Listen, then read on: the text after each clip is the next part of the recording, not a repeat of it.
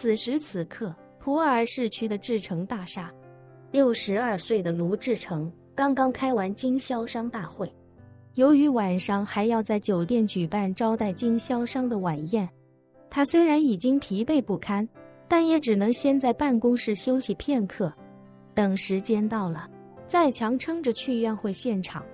今天的卢志诚心情有些烦闷。最近这几年，经销商在集团的面前已经越来越强势了。以前都是集团给经销商压力，要考核他们的业绩，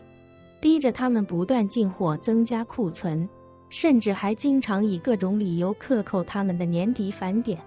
以此来逼迫他们更加卖力以及更加听话。但是这几年随着电商的兴起，绝大多数的传统品牌在经销商面前已经失去了这种绝对的优势，尤其是酒类和茶叶类这种不透明的快消品行业，每天都会有新的品牌冒出来大肆吹嘘一番，将自己包装成茅台、帝儿或者是茶中之霸。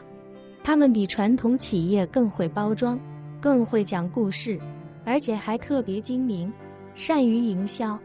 随便找贴牌厂家生产一款白酒，包装做得好一些，在网站上挂上一瓶500块的链接，然后在线下用各种促销包装，最后51瓶还包邮。结果就是这样的白酒，其真正的成本甚至连5块钱都不用。酒的成本5块钱，宣传买流量的成本10块钱，再加2-3块钱的物流成本，基本就是这款酒的所有成本。51瓶卖给消费者，最少还有30块的利润空间。茶叶也是一样的道理。卢志诚卖普通的大众级普洱茶，也就100块钱一饼，一饼差不多300多克，但营销高手把同样质量的茶叶分成5克一小份，再给他定制一个故事，一小份就能卖到50元。还有的同行虽然不善包装讲故事，但擅长打价格战。他们把那些懂茶的人当柴烧都嫌呛的垃圾茶叶包装起来，别人卖100一饼，他卖130饼，3饼不够再加1饼，还不够就再加1饼，一共5大饼，再加3个小饼旅行装，然后还送个泡茶用的壶打包上车，一共卖100。这种看似薄利多销的厚道销售方式，其实反而坑得更厉害。5大3小一共8饼茶叶，成本加起来用不了20块。泡茶壶是从义乌批量订购的，成本可能也就1块5，剩下的70多块钱利润空间，分出20多给带货的网红，自己还能赚一半。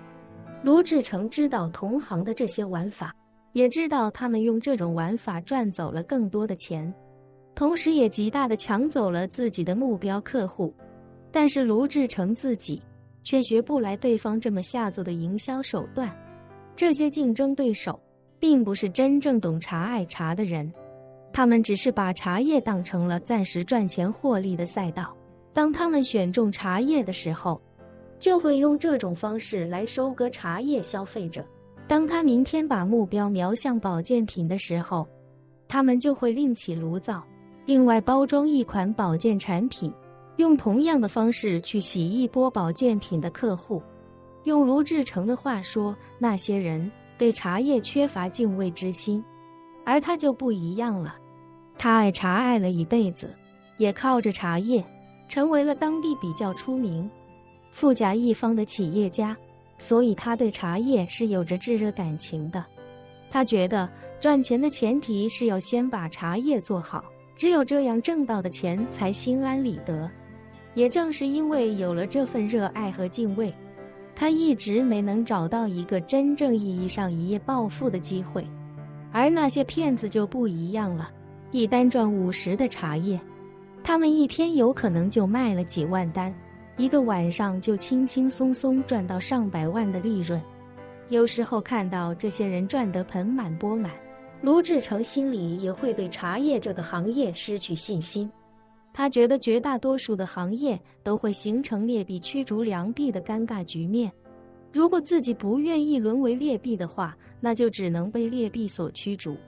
与其这样，还不如趁早套现离场。可是套现哪有想象的那么简单？就像一家包子铺，老板苦心经营1年，虽然也能挣个10几万，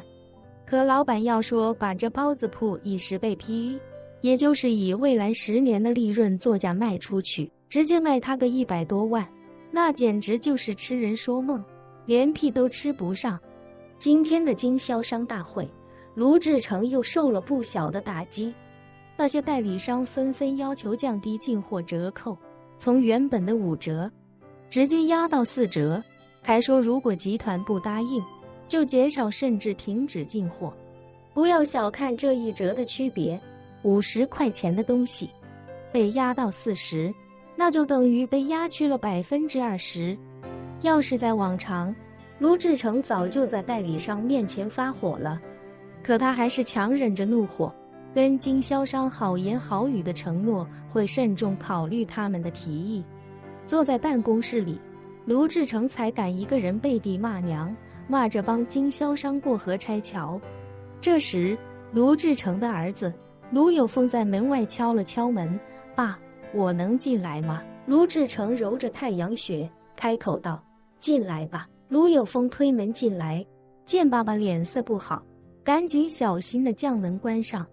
随后才义愤填膺地开口道：“爸，这帮经销商也太他妈不是东西了，进货价要压到4折，那咱们岂不是要喝西北风去了？”卢志诚无奈地说道：“没办法啊，今天来的这些人，至少都是地级市以上的代理，他们现在都是咱们的祖宗，随便哪一个也不敢招惹的罪，更何况他们现在抱团到一起了，那就更得罪不了。”“为什么啊？”卢有峰一脸不忿地说道：“他们这就是坐地起价，敲诈勒索，我要是你的话，我早就骂他们了。”卢志诚感叹道：“以前骂一骂是可以的，打2巴掌再退一步给点枣吃，大家最后其实都能心满意足，但今年情况不一样啊。”说到这里，卢志诚郁闷地骂道：“用你们年轻人的话说，今年的普洱茶市场太他妈的卷了。”顿了顿，卢志诚又道：“妈的，不但几大传统茶企拼命降价压低市场价，那些个新兴品牌也利用营销和价格手段，不断冲击咱们传统茶企的市场空间。你说你的茶叶好，他说隔壁同样的茶叶价格只是我们的1半都不到。你说让他去尝尝这2种茶叶的口感完全不一样，他说他喝起来没有任何区别。你说你能拿他们怎么办？”卢有峰郁闷地说道：“现在喝茶的人是越来越多了，可是真正懂茶的人却没有多出多少，一个个都是跟风装逼的。100块钱1斤的茶叶和1万块钱1斤的茶叶，放在他面前他都喝不出谁好谁坏。”卢志诚赞同的点点头，感叹道：“更要命的是，现在连瓶装饮料行业都他妈集中火力杀进茶饮市场了。以前大家主做乌龙茶、绿茶，对咱们影响还不算大，可是现在普洱茶也被他们盯上了。普洱茶泡起来麻烦，人家就干脆泡好了灌装成瓶，消费者不但拧开就能喝，还他妈能喝到冰镇的。咱们的消费者只能守着100度的开水泡茶，茶叶放久了，温度降低了，味道也变了。可是人家灌装的都是从产线出来，品控十分标准，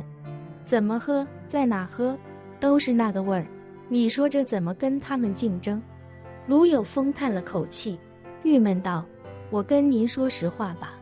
我早就觉得咱们这行不那么好干，竞争太激烈。而且你说咱们一直在滇南发展，资源人脉也只在这里，可这里工业也不发达，交通也不便利，咱就是在这里转行干茶类饮料也还是干不过人家。隔壁老干妈就是最好的例子，电商没起来的时候，他们是酱类第一，可电商起来之后，他们很快就被甩到后面去了。”说到这里，卢有峰才鼓起勇气对卢志诚说道：“啊，依我看，咱们要不然还是找个合适的下家，把公司转手卖了算了。你也辛苦大半辈子了，该退休享享福了。卢志成哼笑一声，反问他：找下家？你当下家这么好找啊？你都不看好这个行业，别人凭什么看好？咱们集团现在是最尴尬的，比咱们更大的集团现在也在缩减开支，不可能花钱收购我们。比咱们小的那些新兴品牌，人家玩的是赚快钱的模式，恨不得今天投的钱，明天就盈利，更不可能花钱买咱们这么个累赘。咱们这样的，给人家做代工，人家都瞧不上。为啥？因为咱们的茶生产成本高，法律要是不管，他们恨不得用烂树叶当茶叶卖，怎么可能用咱们的东西？卢有风颓然地叹了口气，问他：难道就没一个套现离场的机会了吗？卢志成点头道：有啊，当然有。集团现在的利润情况，按照资本市场的算法，再加上净资产，正经的市值应该在11-12个亿左右。咱就不追求高溢价了，打个折8个亿总是合理的吧？但这个价，现在没人会出，因为没人会给咱们溢价空间。如果咱们把价格定到5个亿以下，估计有出手的可能；如果定到4个亿以下，大概率是能卖掉的。说着，卢志成又道：可是4个亿也太低了，至少也要7个亿才合理吧？7个亿？卢志成撇撇嘴，不屑地说道：你有那个功夫白日做梦，还不如想想今天晚上怎么把那帮经销商喝好了。他们要4折，这个我肯定给不了，看看能不能喝多了之后折中一下，抬到4.5，赶紧把合同签了。卢有风忍不住道：爸，梦想总是要有的啊，万一实现了呢？卢志成不耐烦地说道：7个亿要是有人买，老子光着屁股绕着和平路跑3圈。卢有风听闻这话，顿时一脸悻悻，他还以为少要1个亿没准就能卖出去，没想到老爷子竟然这么悲观。就在父子俩都郁闷不已的时候，只听大门轰的一声被人撞开，紧接着便见秘书疯了一样跌跌撞撞地冲了进来。那秘书还没站稳，便激动不已地说道：董事长，有天大的好事。卢志成本就烦闷，见秘书不敲门就冲进来，火立刻就冒了上来，怒喝道：你什么时候学的连门都不敲了？秘书顾不上指责，一边吃力地吞咽口水，一边难掩兴奋地说道：董事长，苏氏集团就是那个全国排名第1的苏氏集团，他们的董秘刚才打电话来，说想跟您聊一下收购的事。本期视频结束，欢迎订阅我的频道，这样就不会错过精彩内容。